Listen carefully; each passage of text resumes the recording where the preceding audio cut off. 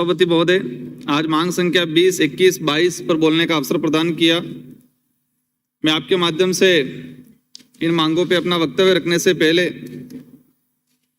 पूर्व शिक्षा विभाग की डिमांड पर ही मैंने मंत्री जी से मांग की थी कि जो हमारे शिक्षा की देवी के रूप में जाना जाता है कालीबाई कलासुआ, जिन्होंने शिक्षा के लिए अपनी जान दी, तो उनके नाम से जो स्कूल चल रही थी, तो बीजेपी शासन काल में वो स्कूल बंद कर दिया था और हमने मांग रखी।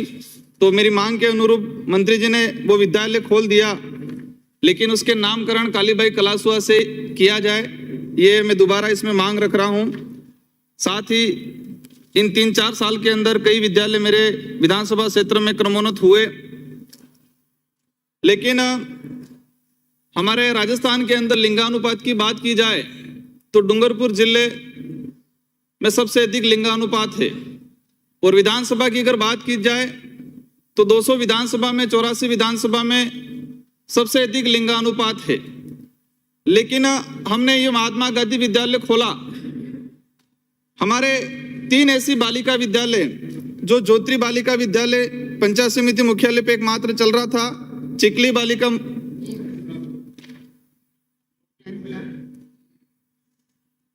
मैं प्रस्ताव करता हूं कि सदन का समय अनुदान की मांग संख्या 20 प्रारंभिक शिक्षा विभाग, मांग संख्या 21 माध्यमिक शिक्षा विभाग, मांग संख्या 22 उच्च शिक्षा विभाग की मांगे पारित होने व आज की कार्यसूची पूर्ण होने तक बढ़ा दिया जाए। माननीय सभापति महोदय, जो लिंगानुपात सबसे अधिक है हमारे यहाँ, बालिका विद्यालय खुला हुआ था, लेकिन महात्मा गांधी विद्यालय खोलने से ज्योति, चिकली, विकासनगर, पीठ, ऐसे 3 से 4 बालिका विद्यालय बंद हो गए हैं। तो मैं माननीय मंत्री महोदय से अनुरोध करूंगा, या तो नए बालिका विद्यालय खोले या फिर उसी में 2 पार्ट कर दिया जाए कि एक तो महात्मा गांधी एक समय खुले और दोपहर बाद जो बालिका विद्यालय वो रहे। माननीय सभापति महोदय, हमारे इलाके में जो शिक्षा के लिए बलिदान दिया था स्वतंत्र सेनानी सेंगाबाई, नानाबाई खाट, कालीबाई कलासुआ, तो जो शिक्षा के लिए एक गुरु का काम कर रहे थे स्वतंत्र सेनानी सेंगाबाई, उनका जन्म स्थली जो बिला पंचेला ग्राम पंचायत में है, हमारे उस क्षेत्र के लोग लंबे समय से मांग कर रहे हैं कि उस विद्यालय का नाम स्वतंत्र सेनानी सेंगाबाई रोड के नाम से किया जाए। साथ ही उसी दौरान ब्रिटिश काल में हमारे शिवराम जी रोड, उन्होंने भी शिक्षा के लिए काम किया और एक स्वतंत्र सेनानी थे, तो ज्योति विद्यालय उनके नाम किया जाए। माननीय सभापति महोदय, मेरे विधानसभा क्षेत्र के अंदर ज्योति, पुनावाड़ा, उदड़िया, चिखली, ये जो विद्यालय है वहां पर साइंस ही खुली हुई है। तो मैं चाहूंगा कि इसमें से दो विद्यालय ब्लॉक लेवल पर हैं, तो उनमें अतिरिक्त संकाय भी खोला जाए। माननीय सभापति महोदय, हमने अभी चर्चा सुनी कि विद्यालयों की क्या स्थिति है। हमने कई योजनाएं लागू की, लेकिन क्या ये योजनाएं हमारा जो एजुकेशन स्तर है, हमारी जो शिक्षण व्यवस्था है, बच्चों को जो शिक्षा देने का मूल काम है, उसको प्रभावित तो नहीं कर रही है। कई ऐसी योजनाएं, हम सुबह बच्चे का जो स्कूल में गया, उस स्कूल में जाने के बाद हम आधा घंटा प्रार्थना कराते हैं, इसके बाद बच्चों को हम दूध देते हैं, तो कम से कम 1 घंटा जैसा दूध में उसका बर्बाद होता है उस बच्चे का। लाइन लगती है लंबी, फिर इसको दूध देंगे, दूध ठंडा होगा, इसके बाद 1 घंटा जैसा पड़ेगा, फिर हम पोषाहार देंगे, फिर पोषाहार खाने के लिए लाइन लगेगी लंबी, फिर बर्तन धोने जाएंगे। ये जो सिस्टम है, वो सिस्टम कहीं न कहीं उस बच्चे का 2 से 2.5 घंटा बर्बाद कर रहा है। तो इसमें कुछ ऐसी व्यवस्था की जाए, जैसे कि हम ये बच्चों को कहते हैं कि बच्चे धोएंगे, फिर कहते हैं कुक हेल्पर जो है वो गिलास और थालियां धोएंगे। हमने कुक एंड हेल्पर जो है उनका पैसा तो बढ़ाया नहीं है, तो वो गिलास और थालियां क्यों धोएंगे। तो ये एक जो समय है 2 से 2.5 घंटा, हम किसी स्कूल में जाके प्रैक्टिकल चेक करेंगे तो ये चीज हमारे सामने आएगी। साथ ही आज अभी बात हो रही थी, हमारा देश धर्म निरपेक्ष देश, पंथ निरपेक्ष देश की बात होती है, लेकिन जो विद्यालय है, कई विद्यालयों में विशेषकर आदिवासी बाहुल्य क्षेत्र के अंदर एक धार्मिक प्रयोगशाला बना रखा है। कई जगह ईसाई मिशनरियों का प्रचार होता है स्कूलों के अंदर, कई जगह हिंदुत्व का प्रचार होता है, कई जगह राम रहीम है या वो रामपाल जैसे बाबाओं का जो कुछ धर्म है उनका प्रचार होता है। मतलब आदिवासी बाहुल्य क्षेत्र को एक प्रयोगशाला बना रखी है। तो हम धर्म निरपेक्ष पंथ निरपेक्ष की बात करते हैं तो विद्यालय के अंदर जो धार्मिक गतिविधियां है उसको बंद कर दिया जाए। कई विद्यालय में मेरा जाना हुआ, मैंने बच्चों को पूछा कि पहली शिक्षिका कौन थी। इन बच्चों को सावित्रीबाई फुले के बारे में नहीं पता है, कालीबाई कलासुए के बारे में नहीं पता है, हमारे देश के स्वतंत्र सेनानियों के बारे में नहीं पता है। लेकिन जितने जो काल्पनिक देवी देवता है इनके बारे में पूछेंगे तो सारे बच्चे बता देंगे। तो इससे कहीं न कहीं ये स्थिति बनी हुई है वहां पर कि जो हमारे स्वतंत्र सेनानी हैं उनको कम जानते हैं, काल्पनिक देवी देवताओं को ज्यादा जानते हैं। तो जो धार्मिक गतिविधियां हैं उन गतिविधियों को कम कर दिया जाए।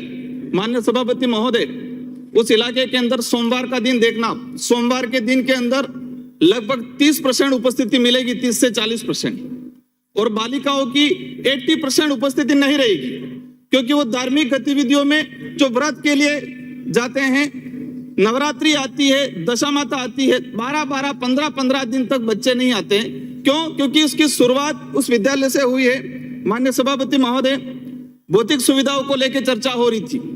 हमारा उस इलाके में भौतिक सुविधा यह है, कई किसी स्कूल में मुश्किल से कई 4 दीवारें मिल जाएगी, कई विद्यालय ऐसे हैं जहां शौचालय नहीं मिलेंगे, कई विद्यालय ऐसे हैं जो पर्याप्त मात्रा में भवन नहीं मिलेगा।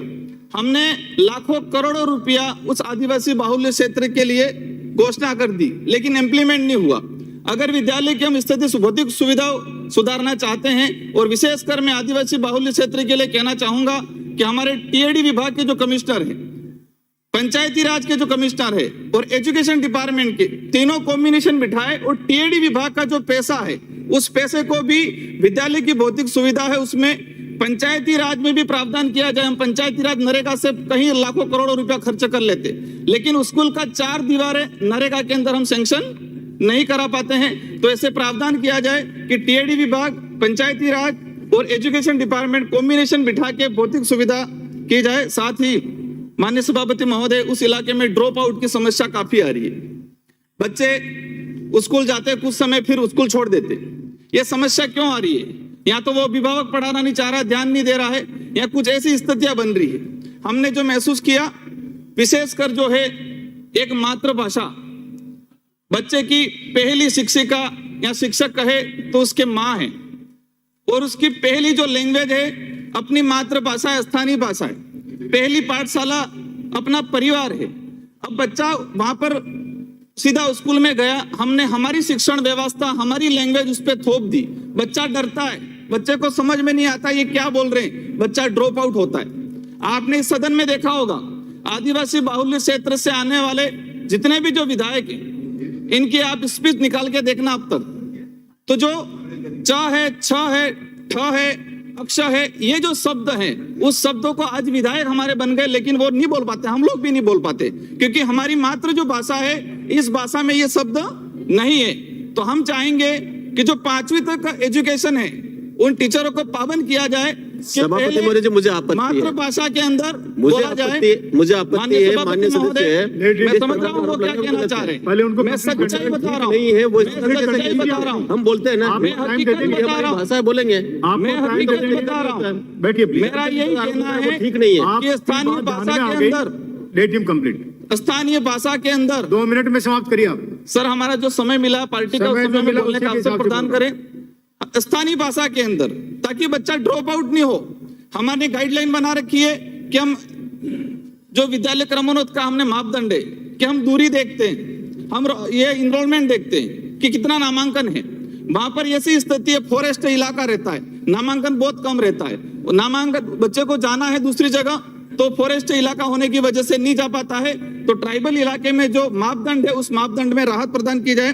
माननीय सभापति महोदय, हमने धूम्रपान, स्कूलों के आसपास हड्डे लगे हुए, एक तरफ है कि 200 मीटर की परिधि में कहीं धूम्रपान नहीं बेचेंगे, आप सर्वे करा के देख लो, स्कूल के बिल्कुल नजदीक गेट के बाहर दुकान लगी हुआ, बीड़ी, तंबाकू, सिगरेट, गाजा वाजा सब मिल रहा है। तो ऐसी व्यवस्था को हम सुधारें, ऐसी स्कूलों को लिस्टेड करें और ऐसी दुकानें बंद कराएं। माननीय सभापति महोदय, स्थानांतरण को लेके हमने 3rd ग्रेड पे वहां प्रतिबंध लगा रखा है। करौली, सवाई माधोपुर, भरतपुर, सीकर की तरफ से बहुत सारे टीचर वहां लगे हुए, 3rd ग्रेड के पर्याप्त मात्रा में वहां अध्यापक हो गए। लेकिन हमें जो व्याख्याता है, कॉलेज व्याख्याता और स्कूल व्याख्याता में जरूरत है।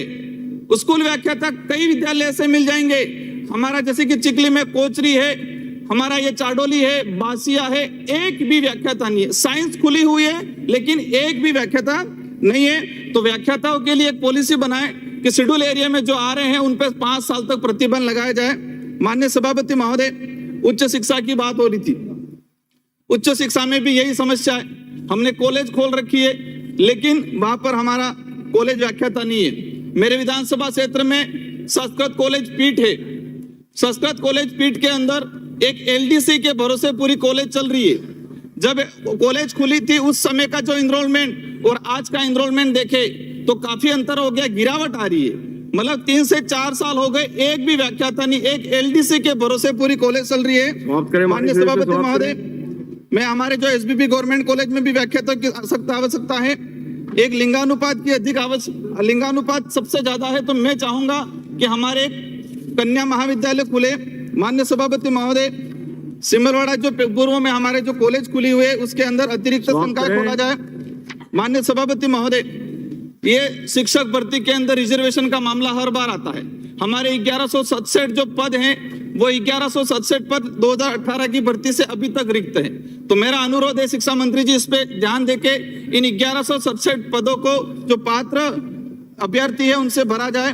माननीय सभापति महोदय, हमने छात्रवृत्ति योजना, तो छात्रवृत्ति क्यों दे रहे हैं, छात्रवृत्ति कब देंगे? हमारा छात्रवृत्ति देने का मुख्य उद्देश्य यह है कि उस शिक्षण सत्र के अंदर उस बच्चे को किताब लाने में, कपड़े लाने में सहयोग प्रदान करें।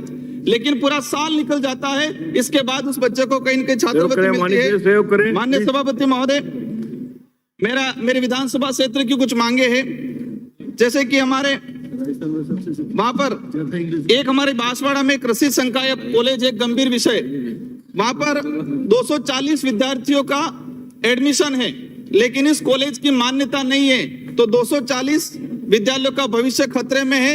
इस कॉलेज का नाम है कॉलेज बोरवट बांसवाड़ा के अंदर, तो इसकी जांच कराए और उसकी मान्यता दिलाने में सहयोग करे। माननीय सभापति महोदय, मेरे विधानसभा क्षेत्र के अंदर राजकीय प्राथमिक विद्यालय सारण 7, डूंडी में बावड़ी, भागवा, राजकीय प्राथमिक विद्यालय धनोरा, ये ऐसे विद्यालय हैं जहां पर क्रमोन्नत कराने की सख्त जरूरत है। मैं आप चाहो तो मैं टेबल कर दूं विद्यालयों को, टेबल कर दीजिए आप। धन्यवाद। आलोक बेनीवाल। माननीय सभापति महोदय, मांग संख्या 20, 21, 22 पे